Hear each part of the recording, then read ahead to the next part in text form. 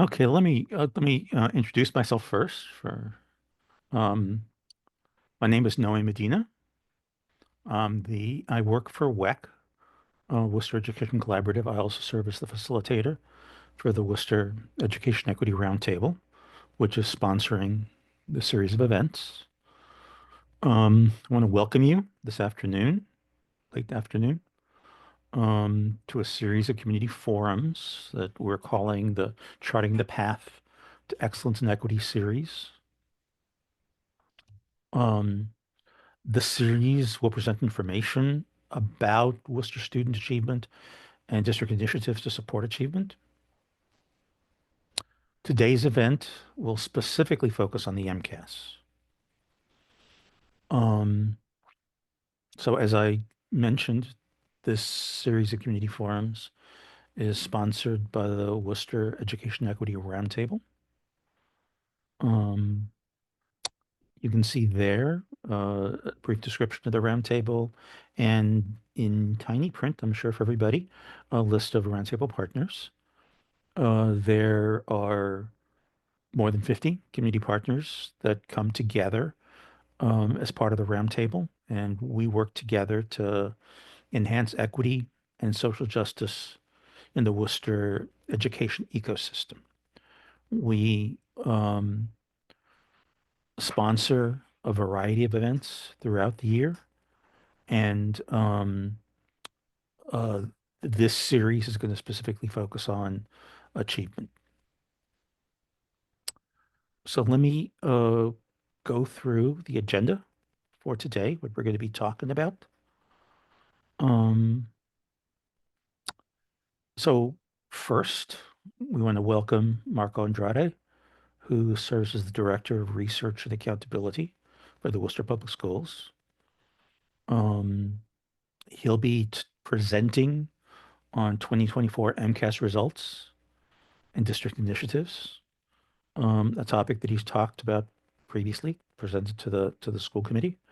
Um, oops, excuse me just a moment. I've got to make sure I don't get translated into Spanish.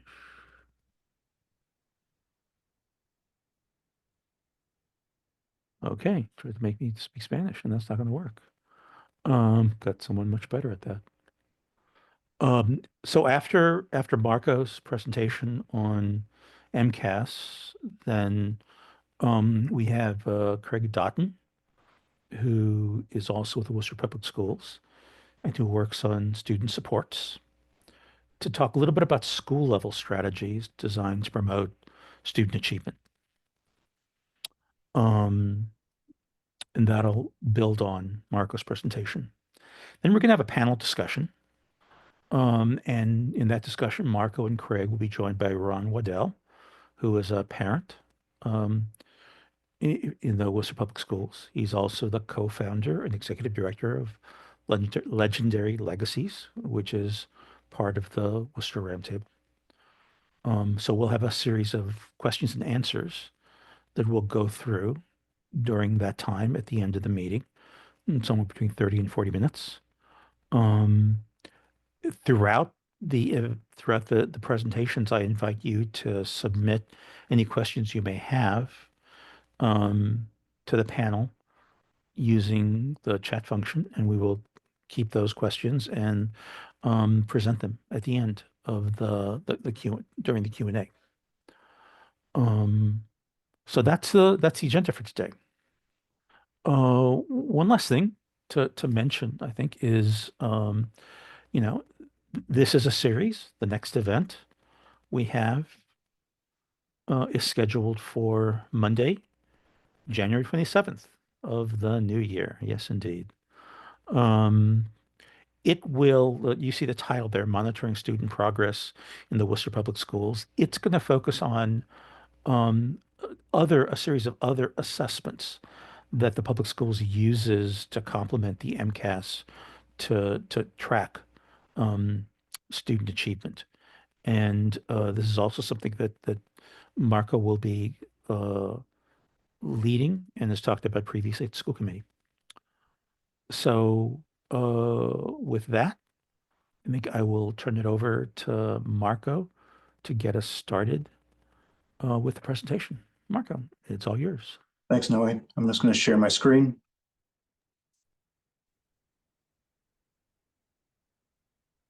All right. Can you all see the slide deck? Thank you. All right, good evening, everyone. As Noe mentioned, I'm Dr. Marco Andrade. I head up the Office of Research and Accountability for the Worcester Public Schools.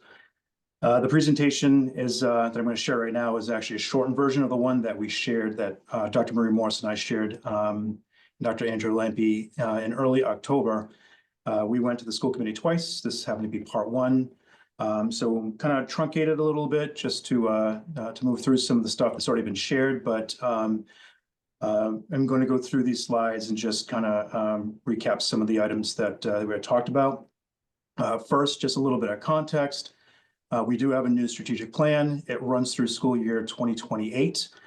There's basically 6 buckets within that plan or areas that we focus on.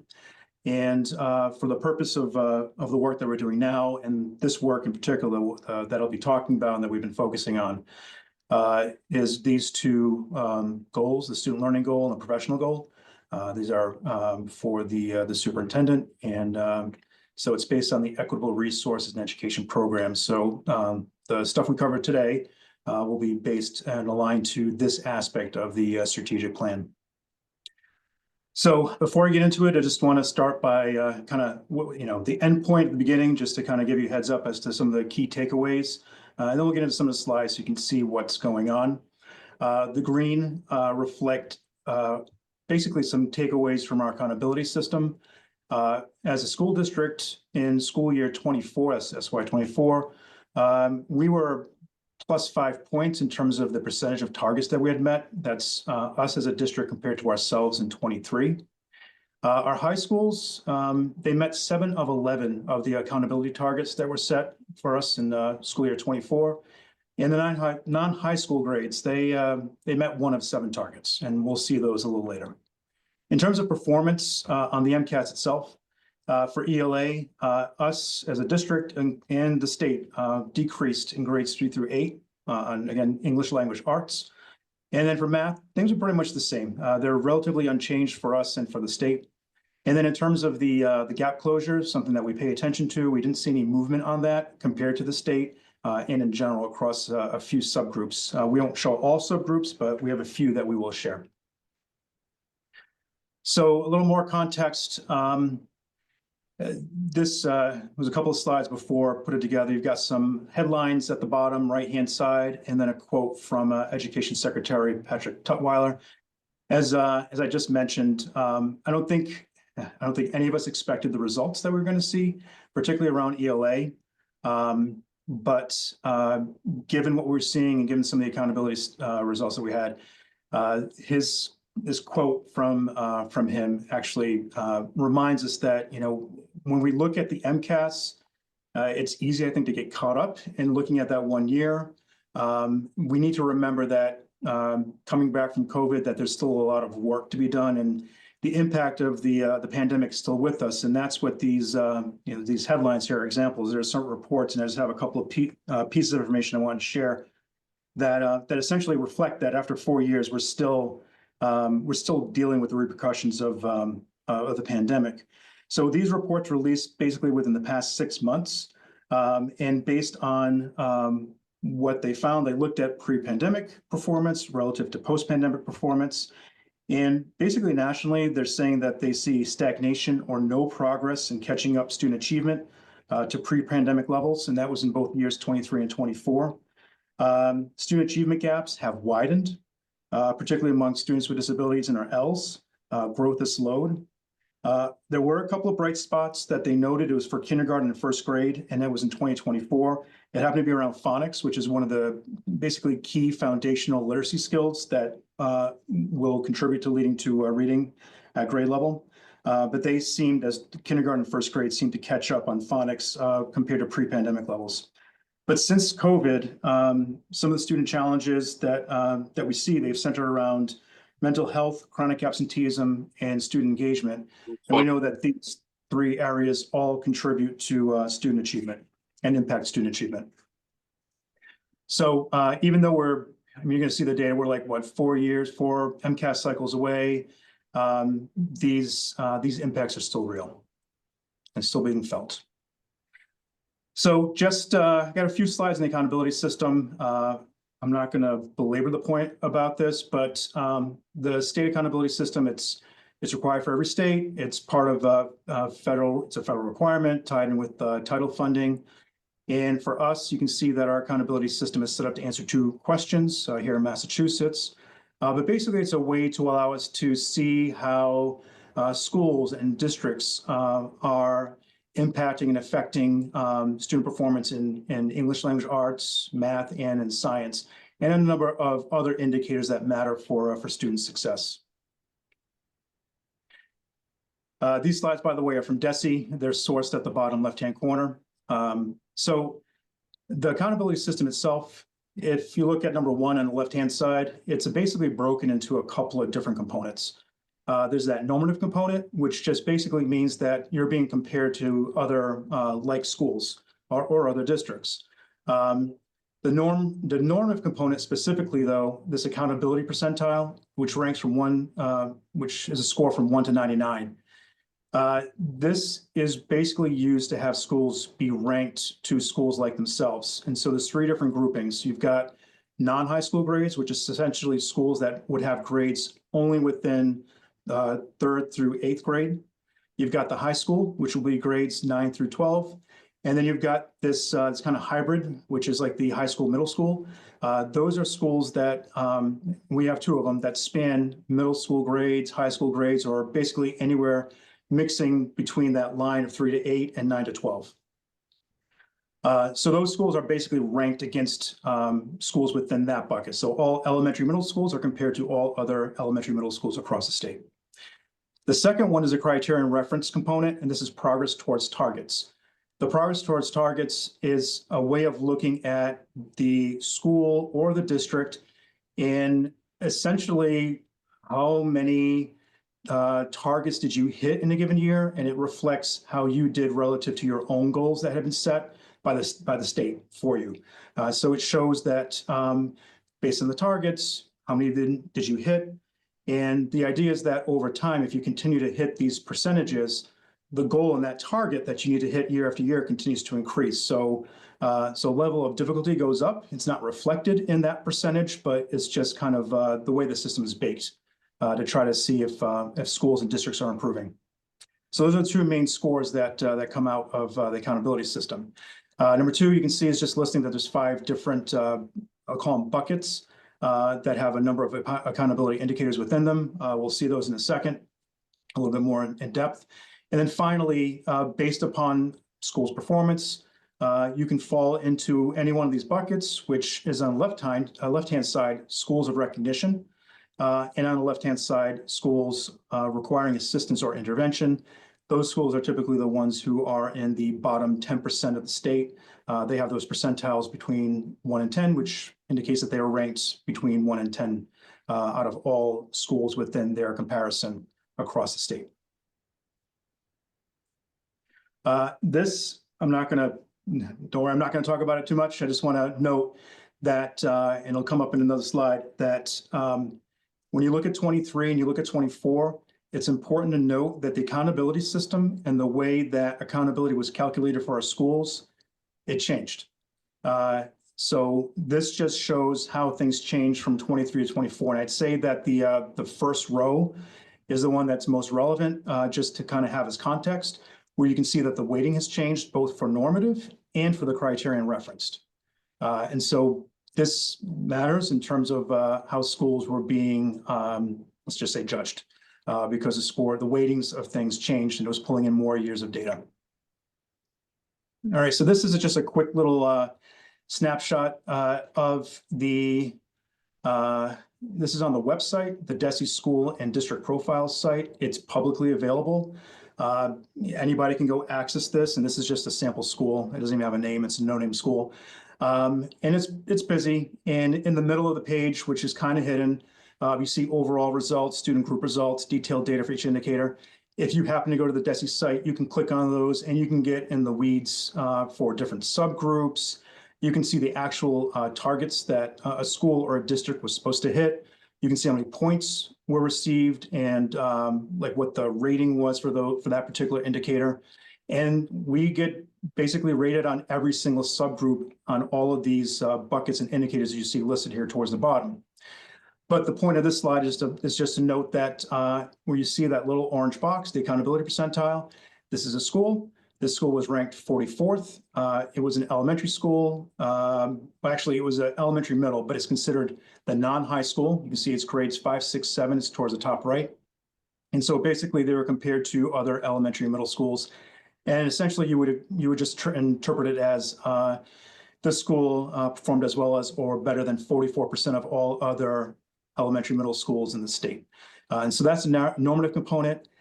There is no normative component for districts. They don't rank us that way. The criterion reference component is, again, how you do relative to yourself. It's based upon your performance from the prior year and the targets that the state sets for you. There should actually be another orange little box around the middle where it says overall progress towards improvement targets. But you can see it is like there's different weights and there's a lot of different points. And for this year, what's different again is that whereas in 23, if you look in the middle of this report, you'd see 58%. So in 23, this particular school had hit 58% of their targets. In 24, you can see that they actually hit 63%.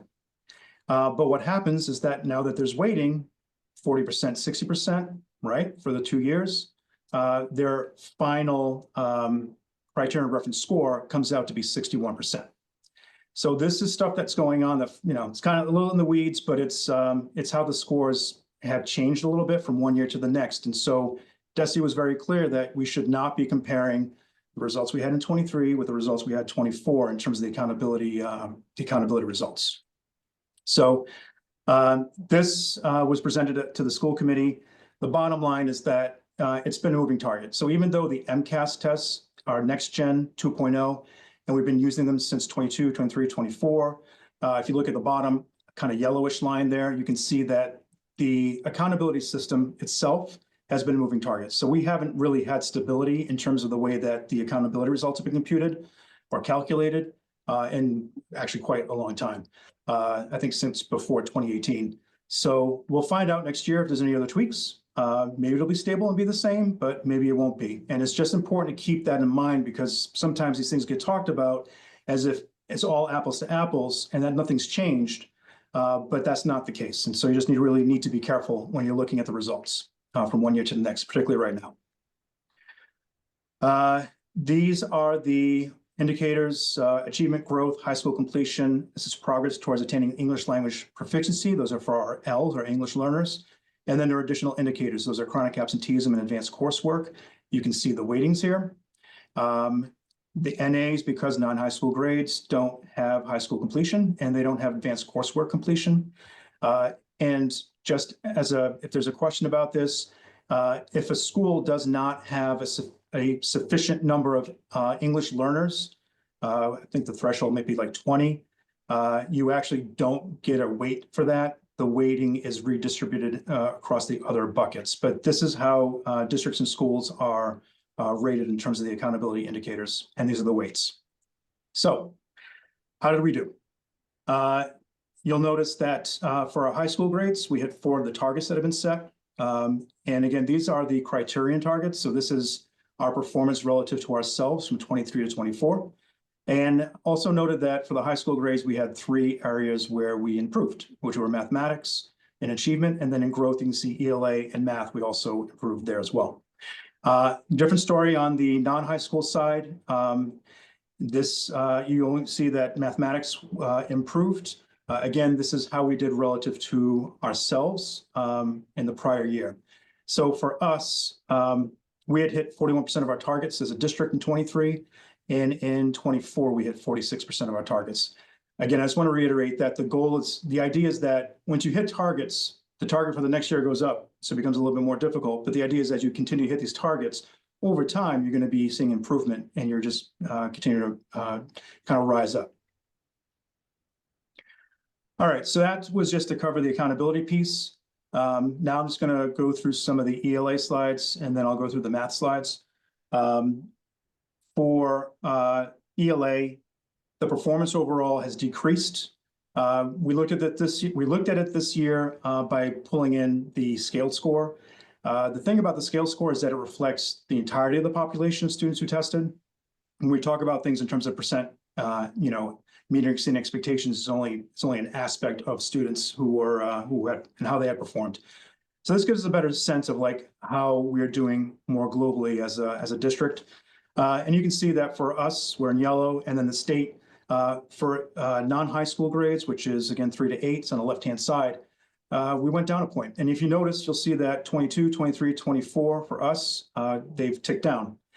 The other thing you're going to note as I go through these slides, 2019 is our pre-pandemic numbers.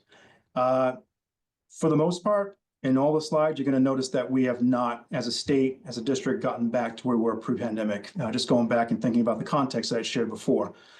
So high school is a little bit of a different story. You can see that it was pretty stable and flat for us, and it ticked up 1 point for the state. Now, in comparison to other urban districts, so one of the things about the accountability system is that our demographics are different from the state. And I think just as an example, we had last year like 30% of our population were English learners, and the state average was like 13%. And so when it comes to the accountability and the weighting of things, it matters because we know that students' English proficiency levels correlate with the results on the MCAS. And it comes around, we can talk about it later on, but the thing is, we want to compare ourselves to other districts who are more like us. And when we do that, we can see that we're not at the top, but we are in the group of schools or districts that are at the higher performing level.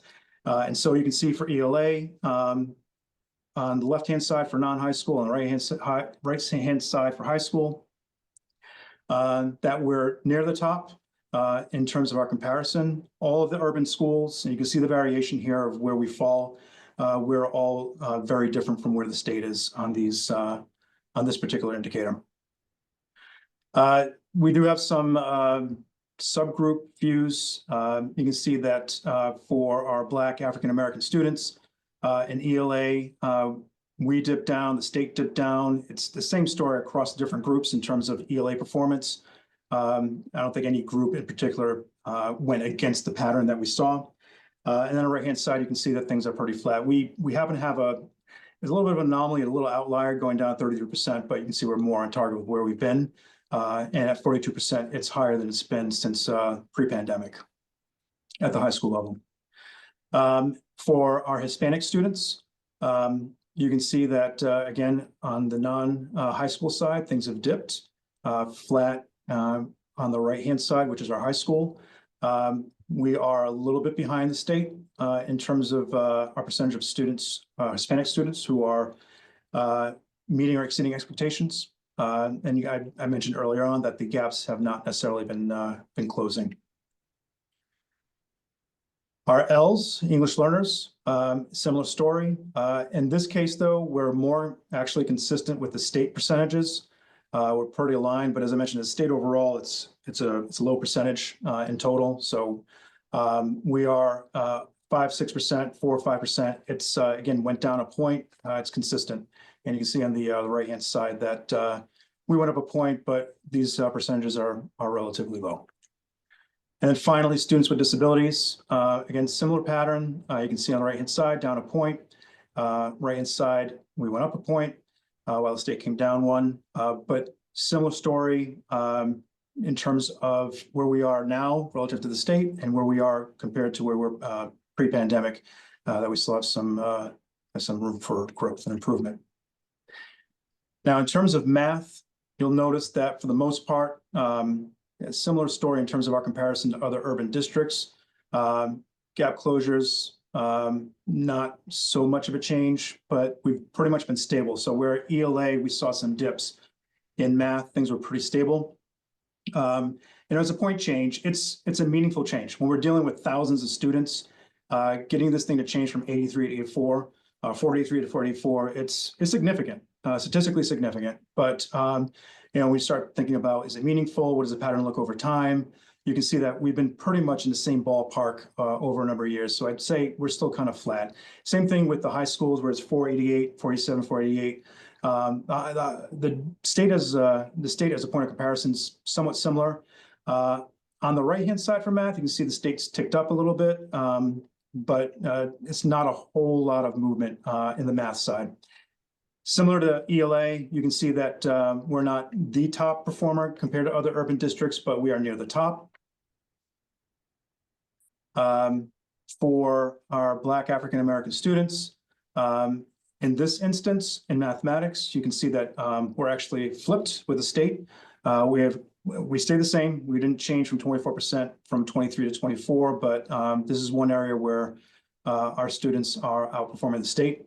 But that's at the non-high school level. When you look at the right-hand side, whereas the high school, you can see it's a little bit of a different story. Our Hispanic students, basically similar percentages that we saw for ELA. And you see the difference here between us and the state, relatively 6 points on the non-high school side.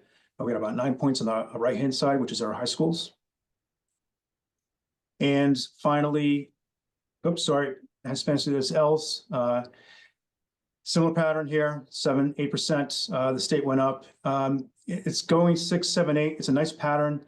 I would need to see next year this go up again to feel like we've got an actual positive trend happening for our elementary and middle school level. You can see that the state was kind of flat for a couple of years there, 9, 9, and went up to 10. But in total, when I look at it, it doesn't indicate to me any kind of meaningful change at this point. It's still flat. And now, and finally, students with disabilities. You can see it's again, it's similar to ELA, but we're in terms of our comparison to the state and where we are. But it is we've been again relatively flat, 4%, 5%, 5%, and these are low percentages of students in terms of percent meeting or exceeding expectations. So again, overall, ELA, we saw some movement down. It was statewide. The quote from Tutwiler, I think everybody was a little surprised to see that. I think folks are feeling like, okay, we're far enough removed from the pandemic. Maybe we're going to start to see things turn around. But it seems that in the literature and what we're seeing in the data is that these impacts are there's still repercussions from that. So when we presented the school committee, we just talked a little bit about things that we've been doing in 24. These are just some examples of work that's going on in the district. Vision of a learner. Some of these things might have been seen or read to folks out in the community. Curriculum maps are a big thing that we started last year and implementing this year. And just carrying over to this year, you can see that these are the stuff that we had before that I just had on the prior slide, continuing on, and then we've got some of these here as well. And I think some of these we might talk about a little bit later on when we get into the panel conversation. So there's a lot of work that's happening, a lot of work that needs to be done. And one of the other pieces that we shared at the school committee presentation was that, when you looked at the results for the percentage of kids who are meeting exceeding expectations, it's easy, again, to forget that there are students in a couple other categories. And the idea was to show everybody that here you can see on the right-hand side that we have a pretty large percentage of students who are actually in that partially meeting expectations. So these students are basically on the cusp. They're right there.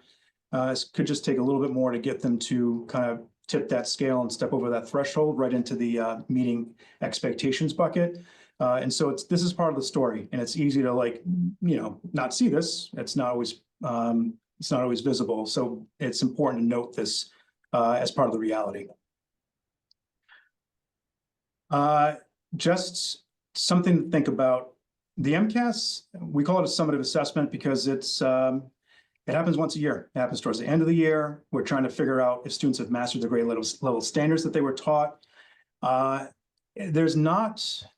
It's not necessarily timing that allows you to make course corrections within the school year. It doesn't really help you or a teacher to make course corrections right then and there in the classroom. The test happens later in the spring. We don't even get the results. Some trickle out in the summer. The rest come out in the fall.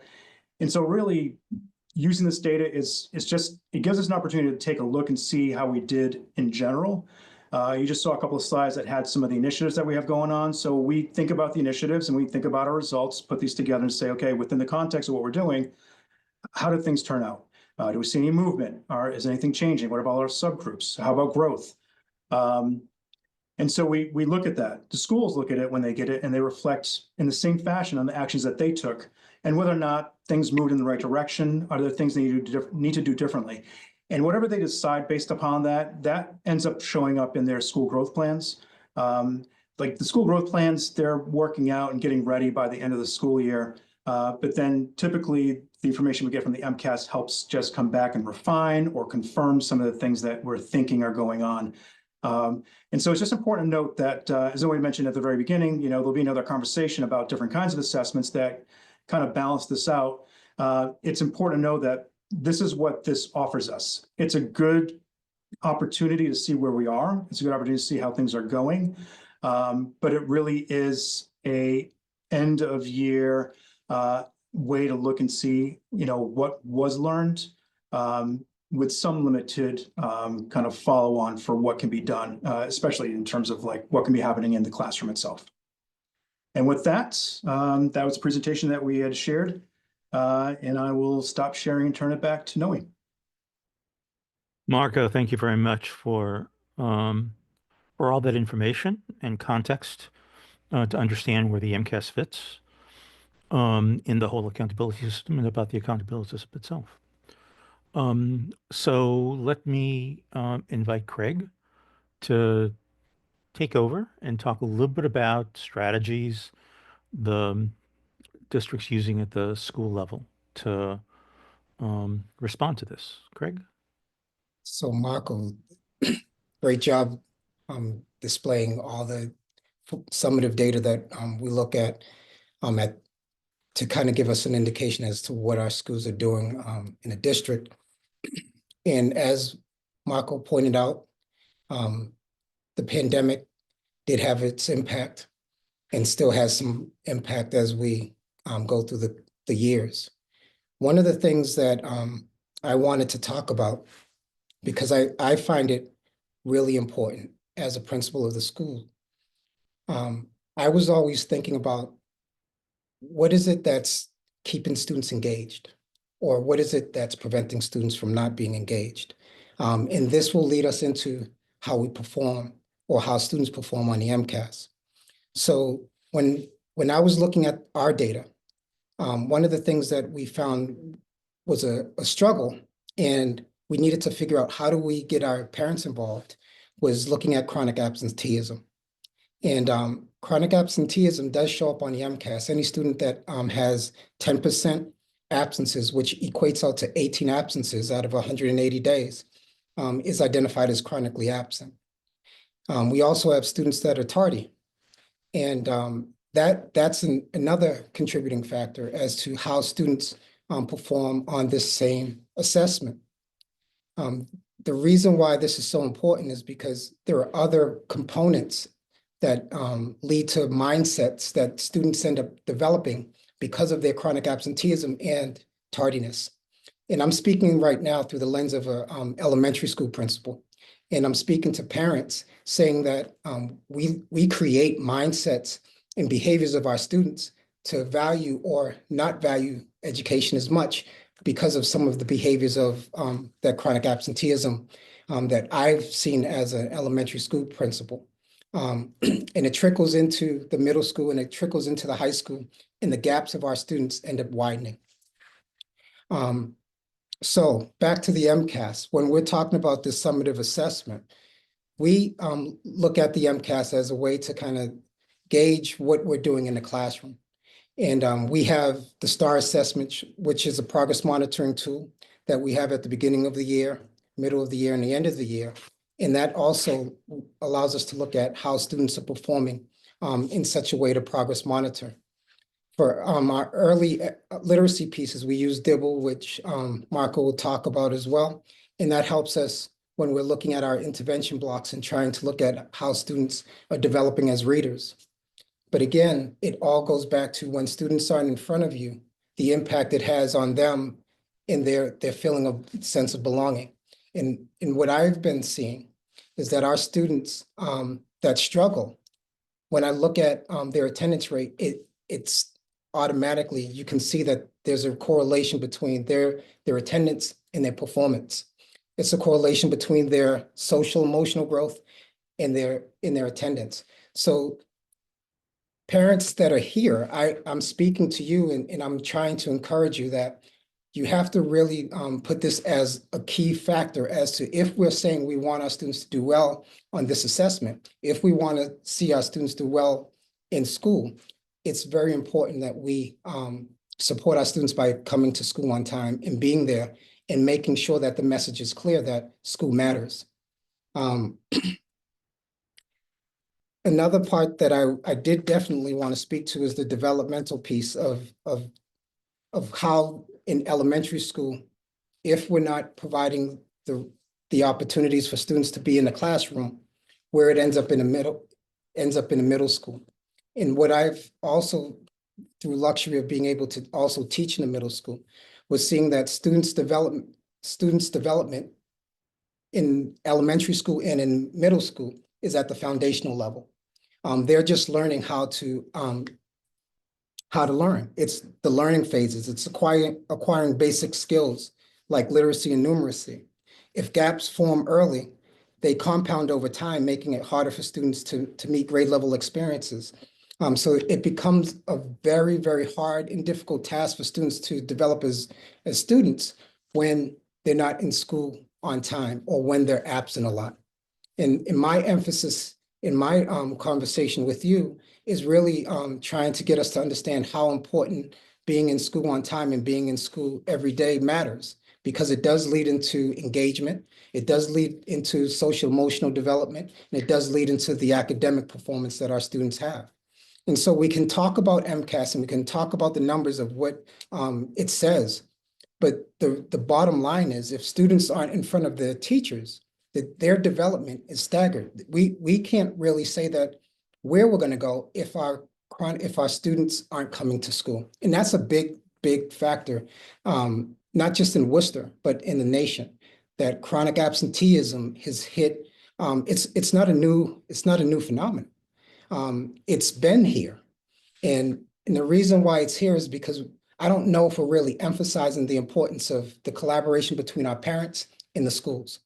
And that's so important, of keeping parents engaged with what's happening in the classroom, making sure our parents are talking to their teachers and asking those critical questions. We send home progress reports, we send home monthly newsletters, and we talk about what's happening in the classrooms. But at times I wonder how much of our parents are actually engaged with that. And we're in a time where financial situations are tough. So not everyone has the opportunity to really be involved as much, depending on the socioeconomic factors that come into play. So I guess from my standpoint of what I'm saying to you as parents or as community members, one of the things, if we can build on, is developing ways we can work together, collaborate, mentorship programs. We've been talking about how to develop mentorship programs where our community members are becoming members of the school community. Our community members are also being part of our parent teacher organizations. Creating ways to get students in school, creating ways to get students more involved is a critical factor to see the difference or the growth in the MCAS. We've been really talking about culturally responsive practices, trying to make sure that we have a true understanding of the whole student and full student. And that definitely is a critical component to the growth of a student. In one of the schools that I work with, 70% of our students are Ls. And one of our big factors are, how do we ensure that our Ls feel part of the school community? And that's a key piece as well, a sense of belonging. And our district is doing a very good job with identifying that as a key factor to make sure that students feel like they belong in schools. So I'll end it there. I don't know what else to speak to as it relates to to what Marco said, because he provided all the data as it relates to MCAS. But it's, for me, it's a big piece is really talking about the chronic absenteeism, because that's a huge factor as to the results that we're going to be talking about, the growth in MCAS scores. Because if students aren't coming to school, they're not learning. And we're talking about the social emotional piece. If students aren't learning how to socialize, we're seeing the deficits there. And if students aren't able to ask questions because they're coming in late and they're missing a key part of the lesson, it's a hurdle there as well. So I beg for us to find ways to hit the chronic absenteeism piece, because it's a key factor if we want to see the growth in the MCAS. Thanks, Craig. That was, I think, appreciate um, your experience as a principal and teacher, and the emphasis you placed and the connection, I think, to absenteeism, because you're right. Sometimes that connection is missed. So I appreciate that.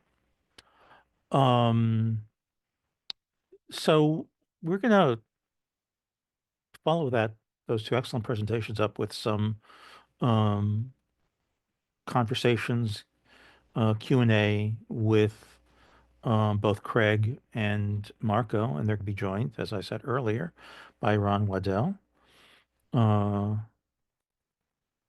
is both a parent and a community leader. I'm gonna pose a few questions to folks to start off the conversation.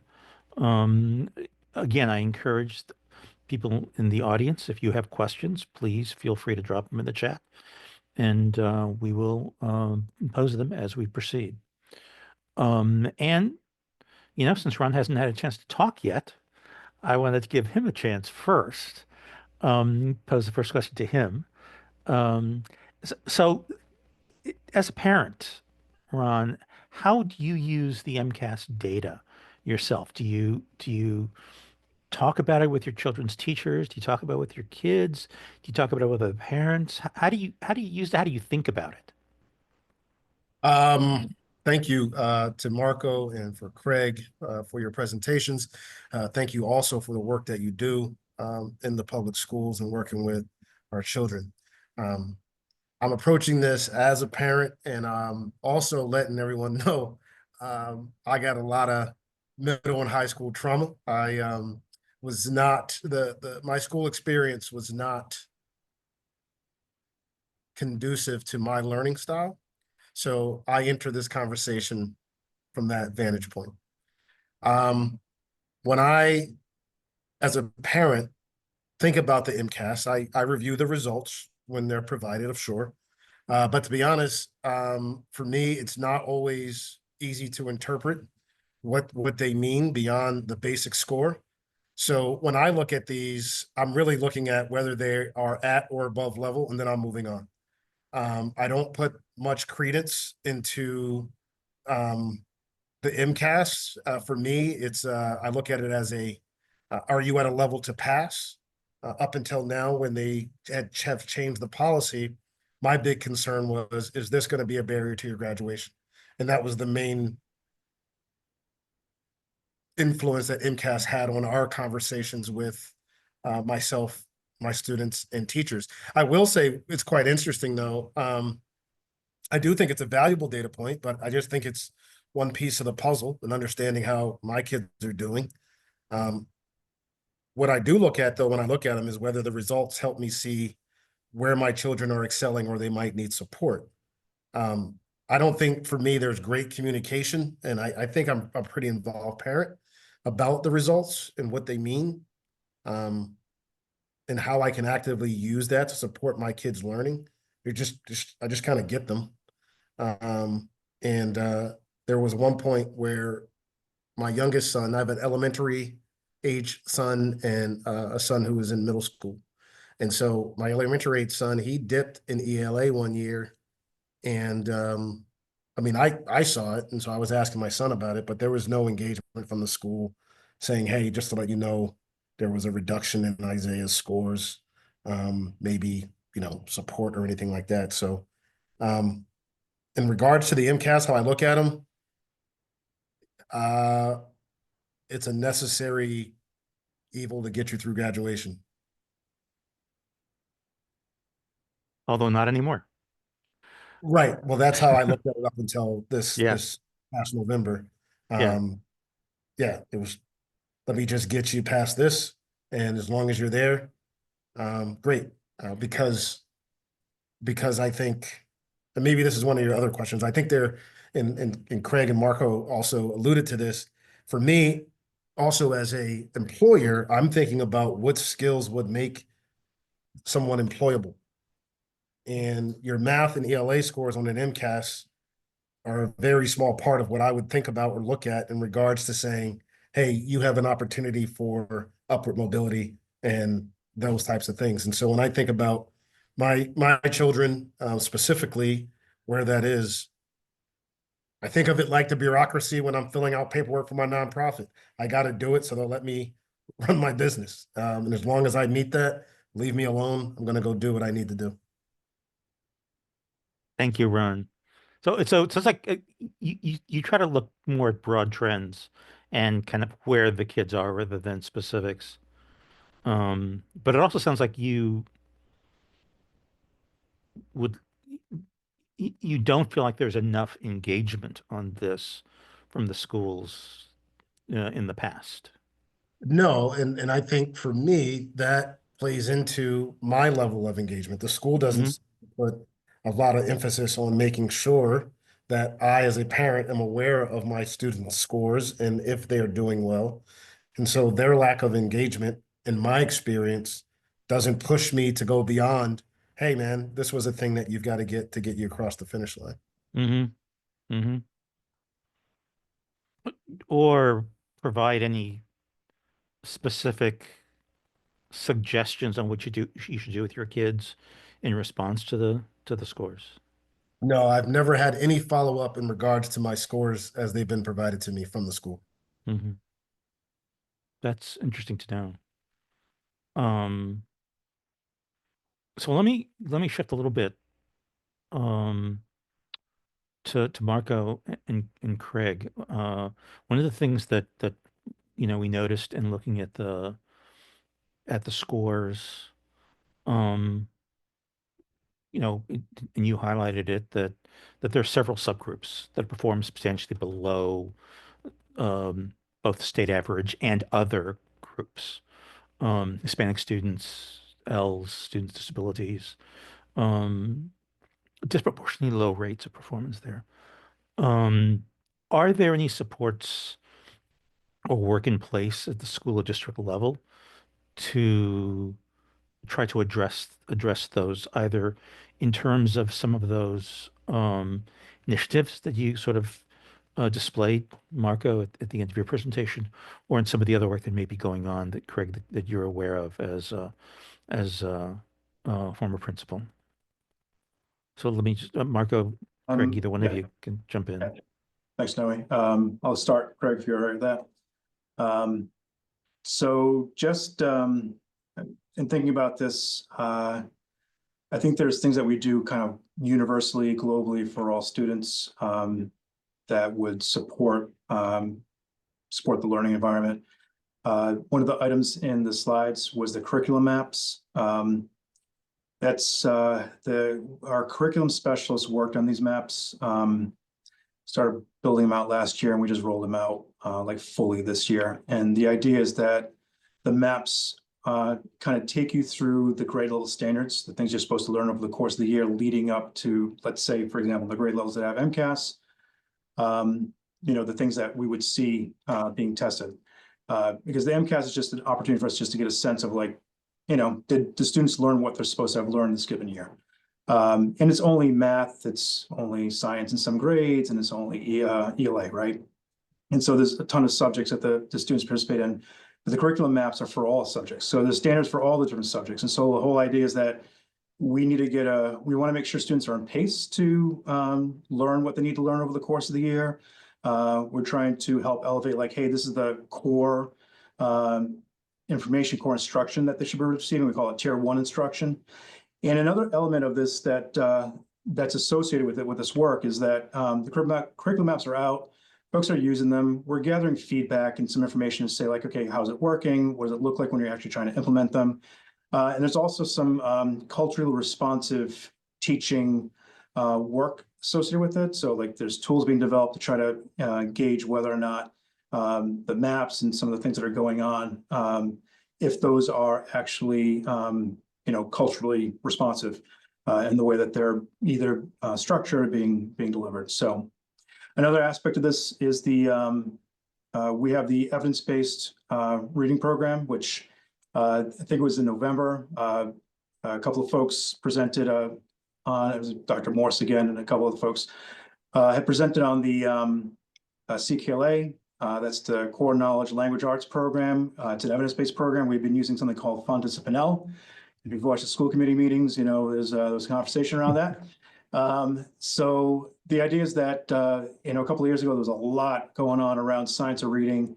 And so we shifted, there's a whole process to identifying a product that should support all students. It's science-based or evidence-based. And there are a number of things within it that support all students, right? So these are things, again, that I'm talking about right now. They're just kind of like universal in nature. And I'd say two other pieces here. Data literacy is a focus of the superintendent this year. If we're using information to guide our actions, if we're using information to see, to Ron's point, like, are we looking at information about his children, about all the children? How do we use that information to then guide some of our actions and things we provide as supports, interventions, et cetera? And so we're working to increase that data literacy this year. And I think, Craig, you mentioned like mindset. I think, and Ron, you as well, with the in thinking about what your child needs for the future. I think if you haven't heard about the vision of a learner work that we've got going on, it really tries to kind of philosophically flip the way we think about what it takes for students to be prepared to succeed after they leave. And it's not just about reading math. These things are important. It's what we do. It's our core business, right? But the skills themselves, like the problem solving, good communicator, et cetera, like these are things that are going to help everybody, students be more employable and more successful in the future. So the difference is that with these kind of things, this mindset, it starts to flip the switch from like, hey, like Ron's point, the MCAS is not the end all be all. We don't work to get a score on an MCAS. We're working for the students to learn the grade level standards they're supposed to learn. That just happens to be a measure that we can use to judge how we're doing. But at the end of the day, this vision of a learner kind of work, that's more where things are at. And I think that will provide us opportunities to see how students, how they're learning, how they're growing, and it goes beyond just the basic reading math. And now quickly, if I could just mention this, the targeted services and supports for kids. These are specific for students who have disabilities, specific to ELs or English learners. These are things that come from offices that are focused on that. So we have an office of special ed, we have an office of multilingual education. And just really quickly, just to list these things off, there's disabilities that focus on improvement across all the service models, all the service programs. This is a development district-wide of they're developing district-wide inclusive practices. For our Ls, there's SEI. I'm going to blank on what it is. I'll have to come back to it, but SEI strategies in the curriculum maps, professional development for schools with the highest number of Ls, intentional instruction, and they're also creating a CKLA, which is that elementary curriculum. They're creating alignment maps for ESL. And so those are very specific things that are being done to support students who have disabilities and students who are English learners.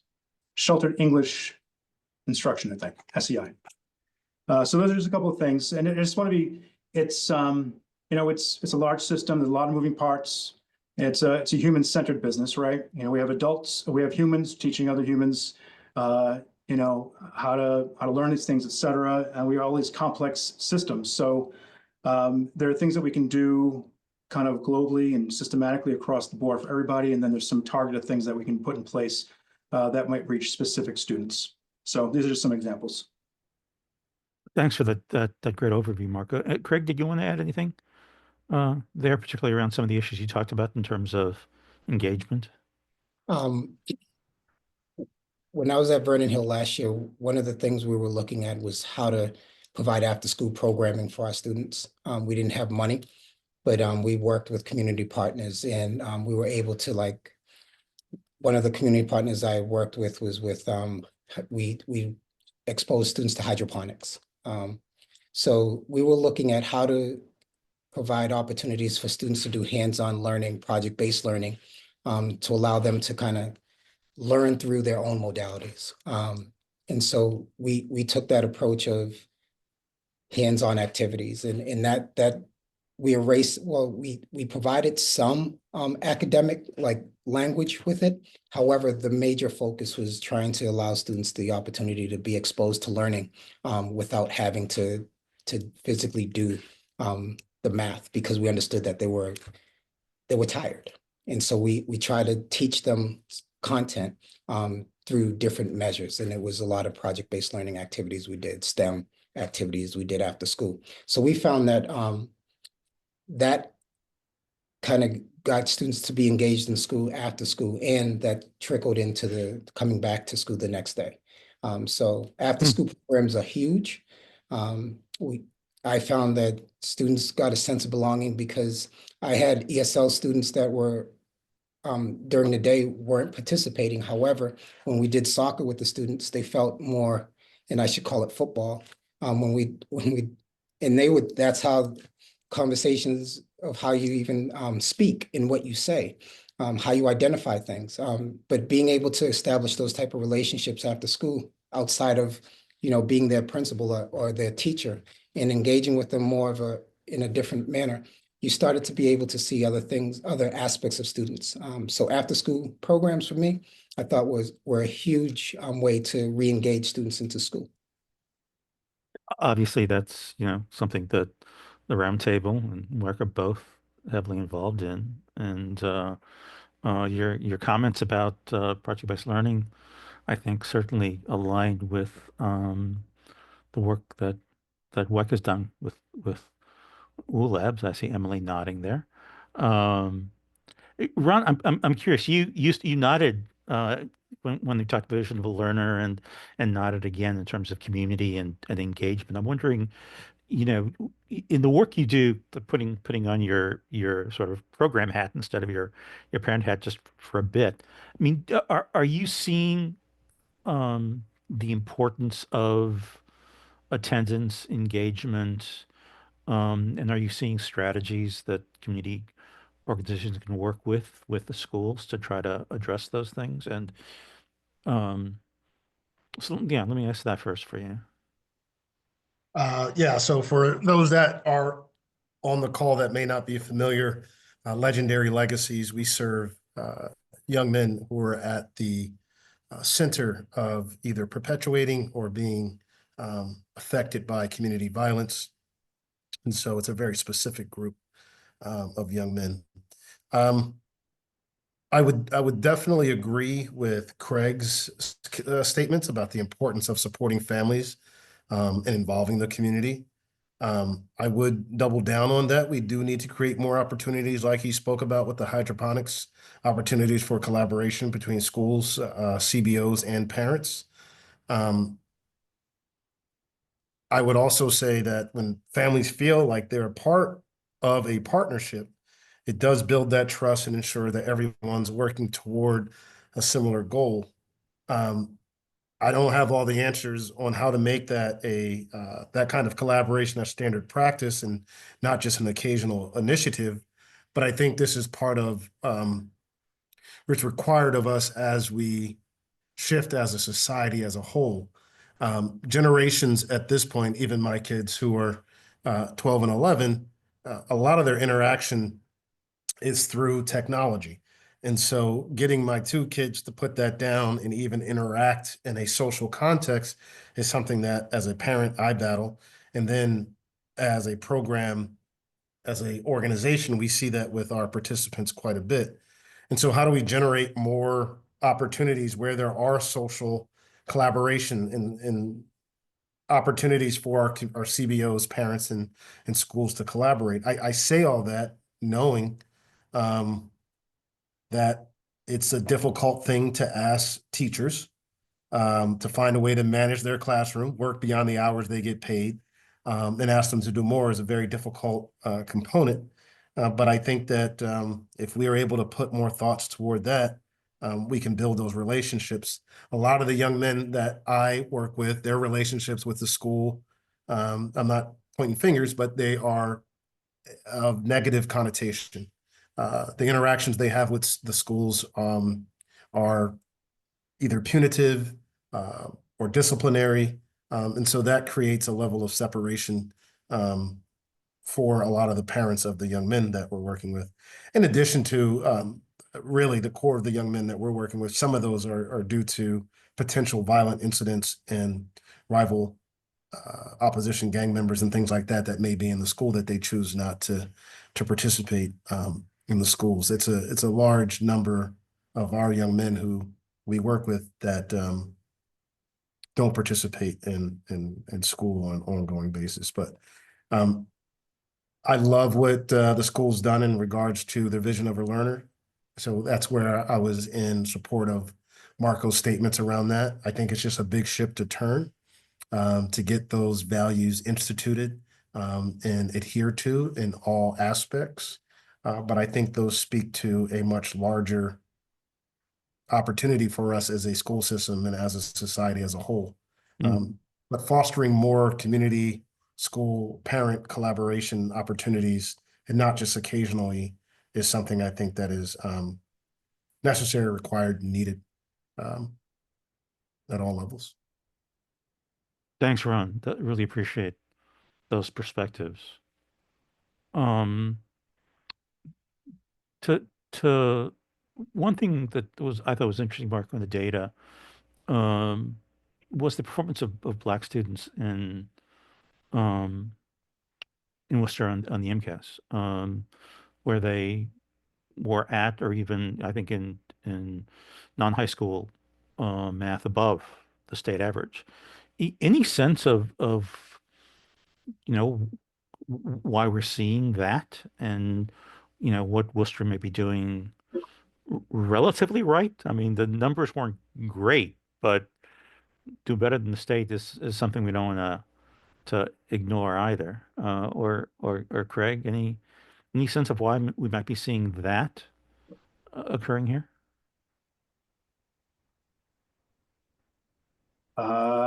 I don't know, would be my answer.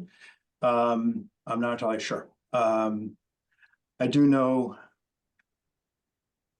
when it has come up at times in the past, some of the comments that come my way in the research office is, well, you guys really need to look into whether there's a difference between our Black Americans who have been here versus recent Black immigrants. And is there any difference between these two groups? Because everybody's, and this is what happens when we just kind of put everybody together in one group. It kind of washes out some of those differences. And so, this is one of those things that does come up a lot as they're like, hey, well, wait a second, this is explain things. And so, we've unofficially looked at it. It seems like there could be something there, but there's nothing definitive right now in terms of the way we can work with the data we have available to us to know for sure. So it is an unknown. And I know that when I got here in Worcester and started presenting to the school committee, it's only been like 3.5 years now. That was one of the subgroups that I was like, hey, we're our Black American group is, doing well, relatively speaking, compared to the other groups. And it's, when you're looking at having worked in different districts, it's in urban districts, it's different than you typically see. And I was like, all right, this is good. I don't know, it's not great, right? The numbers I think was still like a quarter. Yeah. Exceeding, right? So let's not, say that this is where it needs to be, but it's it's something that I have not been able to quite figure out or understand. So I don't know, maybe other folks on the on this webinar have a sense of what could explain it. Any thoughts or comments from Craig or Ron in terms of that? I think Marco said it. I think there's a combination of multicultural things that are being looked at. And because it's being looked at as one, it's being identified as a Black piece. But again, it's very difficult to be able to say that, but that could be one of the reasons why we're seeing those numbers. Mm-hmm. Although the same thing would be, I think, certainly true for us with Latino and Asian populations, where you have some populations that have been here for a while and others that are more recent. And so that's not something that you necessarily distinguish in terms of the data analysis you're doing in response to any requests from the state or the feds. Marco? Yeah, no, the challenge is that when folks enroll, they're asked the question to figure out which racial group to put people in, right? Mhm. And when you get the data, like, you sometimes know where folks might be coming from, but it's not set up in a way that you can easily separate out folks and say, like, okay, well, this family's been here for generations, this family is brand new, or has only been here for a year. Like, it's hard to be able to tease some of that stuff out. So it's just difficult to really answer the question. I feel like, this is one of the kind of things that I think about it for the Hispanic Latino group too, because they're in Massachusetts, the performance is so low. Again, where I worked before, it wasn't like that. It was different. And so for me, it begs the question that I don't have the data that's going to be able to answer that question. This would require conversations with the families in the community to try to get to, really what's at the heart of, what might be going on, what the experiences are, and so on. So, it's the kind of thing I have wondered about, but the way we gather the information to do what we do, it doesn't necessarily capture the information that allows me to answer those kind of questions with any kind of confidence. Mm-hmm. We've mentioned in passing a couple of times now the change that's happening, I suppose, in terms of the graduation standard with the MCAS. I guess from our last conversation, Mark, it's fair to say that change is in the process of being implemented from. Yeah, okay. I'm glad you're shrugging too. So just any any thoughts on how this will change how you use the assessment or how you characterize the assessment? I mean, we've heard that, there's some concern students won't take it as seriously, parents won't take it as seriously. Any initial thoughts, Marco, Craig, Ron, from a parent perspective, on how that's going to change how you approach? Yeah, I mean, I told you where I was at already. So the fact that it's not a requirement for graduation for me, I'll probably even give less emphasis to it. One of the things, and this may digress a bit, but one of the things that Marco mentioned that I became aware of as a parent, and I considered myself pretty involved, was the STAR test. I was completely unaware of the STAR test until my son came home and said, "Hey, Dad, my teacher said I should apply for this." And I'm like, "Apply for what?" And it was for the Hanover Arts Academy at Burncoat based on his STAR test scores. I said, "What the frick are STAR test scores?" And he's like, "I don't know. We got to take it." And so as a parent, I was like, this is fascinating to me that there's this kind of clandestine path of achievement that I was not privy to. And he benefited from that and was able to get on this track through the Hanover Arts Academy. That is, as a parent, I haven't really found comprehensive information on this academy, on how to get into it and all those things. And so had I known about that, I would have put more emphasis, which I did with my second kid, on the STAR tests than these MCAS, because within the Worcester Public School system, your scores on the STAR test seem to allow you to have access to a different track of education, even more than MCAS. Coming back to the question around MCAS, I think that it will continue to provide like a useful academic standard and benchmark for the schools. But for me as a parent, I continue to look at more holistic view of my students' ability and potential. I think even more so, like colleges during the pandemic, and some have kept it. I can't believe I'm already thinking about college, 7th grade, but a a lot of colleges and employers are seeking well-rounded individuals and moving away from just standardized test scores and emphasizing the need for alternative measures of readiness. So I'm looking more around what are those assessments look like? Maybe the STAR test is that, or what else are we doing in respect to getting them prepared? I know that the Massachusetts Consortium for Innovative Education Assessment has been pulled together, and they're looking at a holistic framework with multiple measures where the approach includes teachers and creating performances and assessments and that focus. But I'm really looking more for that holistic approach. And I personally, as a parent, would again start to put less emphasis on the MCAS. I would also say for my children, they will appreciate that it's less stress. They've expressed to me that when the MCAS come up, that it is very, very stressful for them, that they have a difficult time getting themselves together and navigating through that week of testing. And so I think for them personally, that'll take some pressure off of them as well. For the high school kids, yeah, the pressure and the retesting if you didn't make the score, there's just so much involved, like so much involved in that. I think Ron's story about his son, it was in there. I think that it's an indication of the things that we're gonna have to do. The students need to understand why we do the tests. They serve different purposes. And so particularly at the high school level, they're gonna have to, they're not doing it anymore because they need to pass and to get the graduation requirement met. But the information is still relevant. I think Ron just hit it on the head. We still need to know how things are going. This is one of the ways that we can check to see how are we doing as a district, how are we doing as a school. And in some respects, it's one of the ways in a very standardized, consistent manner that we can actually check to see how things are working for all groups of students. Folks come from different walks of life, different needs and abilities. It is the one outside of us thing that we can do that really gives us a sense of how we're trending and tracking, right? So I think the value is still there and it's still important. The schools themselves, there is some information that comes out of that guides the work that they do. And when they start thinking about like, well, we did X, Y, and Z this year.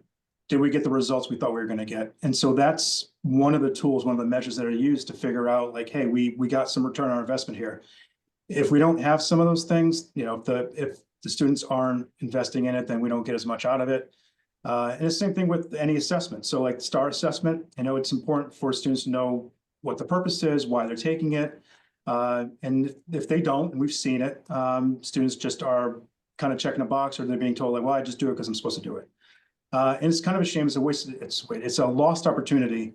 There are reports that come out of that could be given to the students. There are reports that can be given to the families. And it gives an opportunity for the student to look and say like, how am I doing? What's the expectations of me? What am I supposed to be learning? And I would love for them to be able to see some of the information so they can advocate for themselves and say like, I'm in 8th grade. I need to be able to know X, Y, and Z.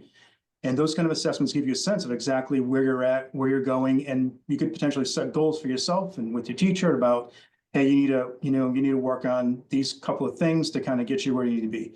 And that's information that empowers the student, I think. And that's where you can use that kind of information. So, it's a missed opportunity. It's one of those things that we're working on with the data literacy piece that I mentioned before. One of the basic aspects of it is just to help folks understand how these different things fit together. In that part 2 of the school committee presentation, we talked about STAR, we talked about DIBELS, and I know we'll talk about it on the 27th. And that kind of scratches the surface a little bit, but these pieces all kind of come together to help us get a better understanding and picture of what's going on. And some things we can use in certain ways to inform the actions that we take. Marco, thank you for that, and Ron for your comment. I do appreciate your highlighting that we will be discussing STAR and DIBELS and the role they play and some of the results from them in our next session. And I think your comments, Marco, about the data literacy effort, I think really really align with what Ron's been telling us about sort of the need to really engage parents and how even a highly engaged parent like he is surprised by this information and should not be. Should not be.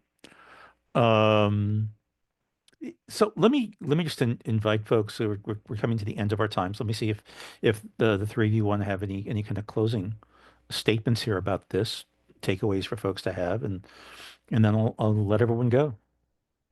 Marco, you want to start? Or Ron, you can start. I saw you went off mute, so you can go ahead. Yeah, I mean, I consider myself extremely privileged in the respect that I'm the founder and owner of the company, so I have a lot of latitude to move around and be involved in a lot of this work.